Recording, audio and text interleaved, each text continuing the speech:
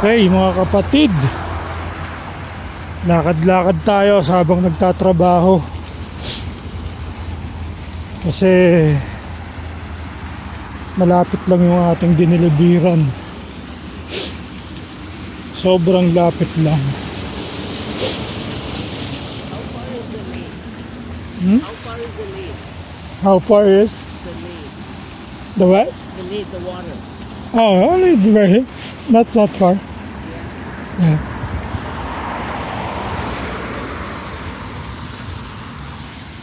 So ayun, may nagtanong sa atin gaano daw kalayo ang itong pond.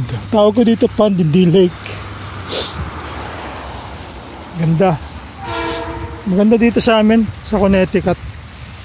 Yan, kita nyo, mga puno, iba na kulay ng dahon, tsaka nagbabagsakan na. Ito naging pula. Iba naninilaw.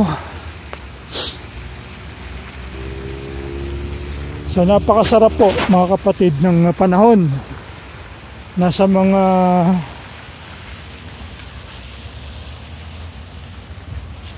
siguro mga nasa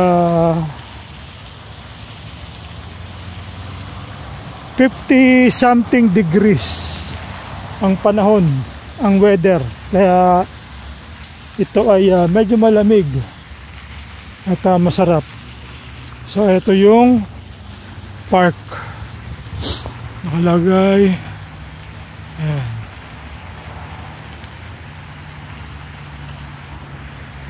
Ang mga aso dapat nakatali, may tali, kumbaga wag loose kasi baka makakagat kung saan tumae, hindi maano. Kasi dito may libre sila pandinis ng tae ng aso. Ganda, no? Ganda dito sa amin, no?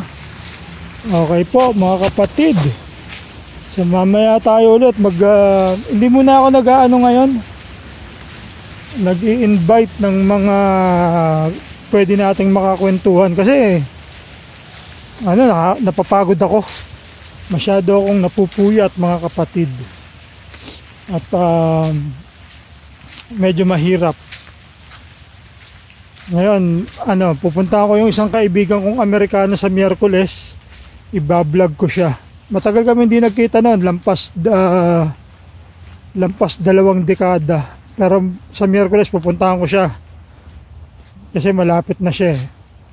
Mga 10 to 15 mga 20 minutes na lang ang layo niya mula dito sa amin.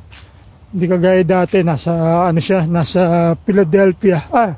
Sa Pennsylvania pero hindi sa Philadelphia. So siya, Amerikano na dati kong tropa, talagang kadikit ko. So tuwan-tuwa siya na magkikita kami sa Miyerkules. DJ siya. Mahilig siya sa techno, breakbeats. So masaya ako, makikita kami.